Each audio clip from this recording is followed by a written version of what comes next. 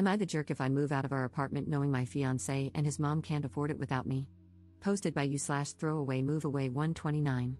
Me, 29F, and my, maybe ex, fiancé, 27M, have been living together for about 1.5 years. My fiancé got his undergraduate degree, worked for a couple of years, and then decided to get an MBA, which is how he ended up in our city. We moved in together after he finished his MBA program.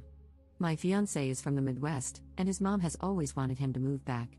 When he told her he was staying here, she was heartbroken. I went to college and got my degree in a STEM field. After I graduated, I got a job with my current company and moved to the city where we currently live. It's a big international company with multiple locations in the US and abroad. I love my job, I like the company I work for, and the pay is pretty good.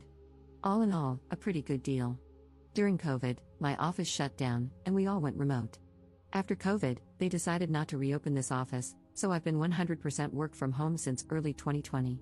I currently make considerably more than him, mainly because I've been working for 7 years and I'm in tech.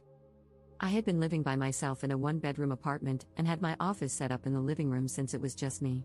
When we moved in together, we decided to get a 2-bedroom apartment so I could use the extra room as an office. Because of this, I was paying 2/3 of the rent, and he paid 1/3. We split everything else 50-50. The problem started this past May. My fiancé's mom told him she wanted to move to our city to be closer to him. She asked if she could stay with us while she looked for a job and got settled. She's a teacher, so she figured she'd be able to get a teaching job pretty quickly. Because of that, I didn't really mind her staying with us, as I figured it would just be for a couple of months over the summer. Since I thought it would only be for a short time, I moved my office into a corner of our bedroom, and my fiancé bought a bed to put in the second bedroom.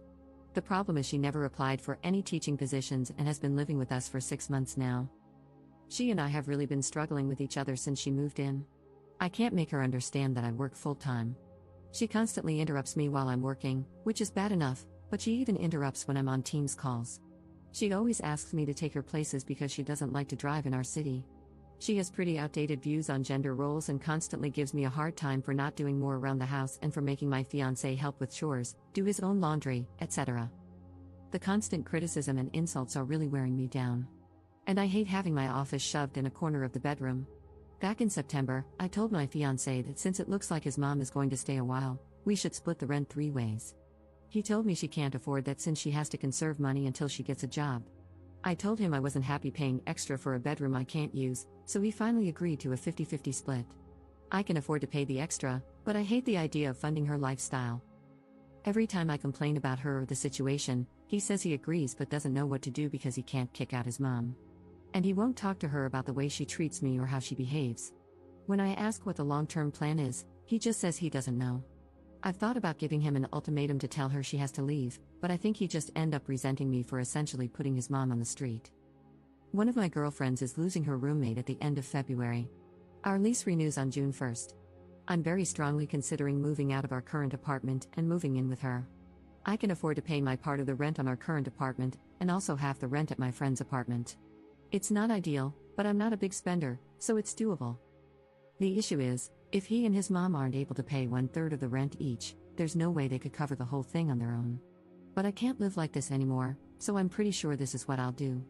I just wanted to see if people thought I'd be the jerk for leaving them like this. Update 5 days later. I posted here last week about the situation I'm in, living with my soon-to-be ex-fiancé and his mom. I started off trying to reply to everyone's comments and keep up, but honestly, I just got completely overwhelmed with all the responses. First off, I want to thank everyone for their feedback and comments, even the ones that were kind of harsh. Actually, probably especially the ones that were kind of harsh. I really needed some tough love to make me realize that I was letting my soon-to-be ex-fiancé and his mom take advantage of me. The more comments I read, the more pissed off I got. Honestly, I think I'm more pissed at myself for allowing this to happen and not advocating for myself more. This past weekend, I got my soon-to-be ex-fiancé alone so we could talk, which was actually harder than it should have been because his mom always tries to tag along when we do anything. Going through all the comments everyone left and the PMs people sent really helped me decide how to approach this. It also brought up a lot of good questions I should have thought of myself. Back to the discussion with my ex, I wanted to give him one more chance to pick us over his mom, not because I thought he would, but because I just wanted to be able to tell myself I gave him the opportunity. I explained again how unhappy I am with the situation, how it's affecting my work because of her constant interruptions, and how uncomfortable and unhappy I am being forced to work out of a corner in our bedroom. I reminded him that until a few months ago, I was paying the majority of the rent, and since I make so much more than him, it's really my salary that keeps us all afloat. I also brought up, again, the way she treats me and talks to me. And he replied the same way he always has. He agrees it's not right how she acts and that it's really uncomfortable for all of us. WTF, I don't care if she's uncomfortable. Previously, I would have dropped it there. But this time, I told him how angry and disappointed I was that he let me pay for 2/3 of the rent when she first moved in and how unfair it is that I'm still paying for half when there are 3 people living there and she is the only one with her own bedroom. His response was the same: she has to conserve money since she doesn't have any income currently. Which brought up the question, where did all her money go when she moved? What money does she use for incidentals? Evidently, when she got divorced, she asked for the divorce after my ex went off to college. It doesn't sound like her husband/ex's dad wanted the divorce. His dad bought her out of the equity in their house. My ex had no idea how much that was or how much is left. But until she moved here, she was working full-time as a teacher and living in a small apartment, so she shouldn't have had to tap into the divorce settlement money much. Other than that, my ex didn't have much insight into her finances beyond what she told him, that she has to conserve money. I told him straight up that I'm moving out before the end of the month. And from now on, I'm only paying 25%. As some commenters pointed out, she has a whole bedroom while I have to share with a man-child, so she should be paying twice as much. After I move out, I'm not paying for anything else, no utilities, no food, nothing other than rent. I have a pretty good idea of what his finances are like, and if he has to pay 75% of the rent all by himself, it's going to take a huge chunk of his net income. After he pays utilities and buys groceries, there won't be anything left for incidentals. Rent was due on the 1st, but it's not late until after the 5th, so he has 2 days to come up with the money. If he doesn't and I end up covering it, I'll reduce the amount I pay in future months. The only reason I'm going to keep paying any of the rent is that even after I move out, I'm still on the hook. I talked to the leasing office, and they explained that since my ex and I signed a single rental agreement together, i.e., one contract we both signed rather than 2 separate contracts, we are both responsible for the rent. They don't care who actually pays, as long as it gets paid. The only alternative would be if he agrees to sign a new lease by himself, or together with his mom. But in all likelihood, he wouldn't be able to pass the credit check on his own, so I'm kind of stuck. I don't think he'll do anything stupid, though, because he's going to need to find somewhere to live after this, and a collection on his credit report wouldn't be good. I also told him that I'm going to find someplace else to work during the day until I move so she can't bother me. My friend, whom I'm moving in with, said I could work at her place during the day since she and her current roommate have in-person 9 to 5s. I took her up on that for now. After living with his mom, I'm not about to overstay my welcome, so I'm going to find some other options to rotate through. Someone suggested checking out the public library, or if it comes to it, I'll get a membership at one of those WeWork type places. Just in case, I brought my important papers, files, and valuables, and my friend is storing them for me until I move in. He really didn't take it well. The surprising thing to me is that he was actually shocked by everything. He seemed genuinely surprised that I wasn't prioritizing his mom. I really got the feeling that he sincerely believed I wanted to take care of her as much as him. He kept saying stuff like, "What about my mom? What am I going to tell her? That's just how she is, but we still need to help her," etc. He asked about our relationship and the engagement. I told him that after I move out, I need some space from him. In a few months, once we've both had time and space to process what happened, if we both agree, we can talk about the relationship. But he'd have to prove that he's going to have my back going forward and will set boundaries with his mom. I told him that just to avoid more drama, but I don't see a future where we're together.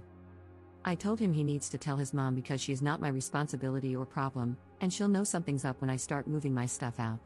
He hasn't told her what's going on yet, but this weekend, I'm going to start moving things, so he doesn't have much time. My friend's current roommate starts a new job in another state on the 3rd, so realistically, I can probably move in 2 to 3 weeks, depending on when she actually leaves. I don't expect him to do anything bad, other than sulk and complain, but if he does do something stupid or doesn't pay his part of the rent, the ace up my sleeve is that I'll tell the leasing office his mom moved in, which is prohibited in the lease. Honestly, getting evicted would solve a lot of my problems right now, so it's a pretty valid threat, I think. Now that I've mentally and emotionally separated myself from him and his mom, I'm actually looking forward to her reaction when he tells her what's going on. If it gets too ugly, I'll find a cheap Airbnb or hotel or something. I've had some friends, including the one I'm moving in with, offer to let me couch surf for a few weeks, but I just can't do that to someone else. So, that's it. I'm leaving, and I really don't care how that affects them. Relevant comments. Commenter. The thing about him sincerely believing you wanted to take care of mom is pretty standard when someone has an enmeshed relationship with their parent. When you think of a romantic partnership, you think of two people working together to build a life for themselves. When the enmeshed person thinks of a partnership, he thinks of having someone with whom to share the burden of his enmeshed relationship. And the truly sad thing is that he probably cannot perceive how skewed his perspective is. His normal meter didn't break, it never worked in the first place. It's sitting in the back of a closet, buried under a bunch of old coats. Ops response. I mean, that explains a lot. But honestly, that is just so effing sad. That's essentially saying he's broken but doesn't even know he's broken. So he'll just go from relationship to relationship, never really understanding why women keep leaving him. Absent his mom, he's really a great guy, but nobody will ever want to stay with him if his mom is always going to come first. Commenter 2. You already let her stay well past the agreed upon time, and they should be grateful for that instead of being mad that you're finally putting your foot down. Did they honestly have no other plan? Was this supposed to continue indefinitely? They're about to get a rude awakening, but it's no less than they deserve. Ops response. That is a great question. I have no idea what the long-term plan was. Every time I brought it up with my ex, he would say things like, we'll have to make sure she applies for next school year, but he would never talk to her to tell her that. Plus, even if she does get a job for next school year, that isn't until September. And realistically, it would be another month before she starts getting a paycheck. There is no way I'd stay in this situation for another 8 months, I would end up in prison. Commenter 3. To clarify, she has enough money from the divorce settlement for her own personal expenses but won't even pay her share of the rent? Ops response. That is exactly how I interpreted what he said.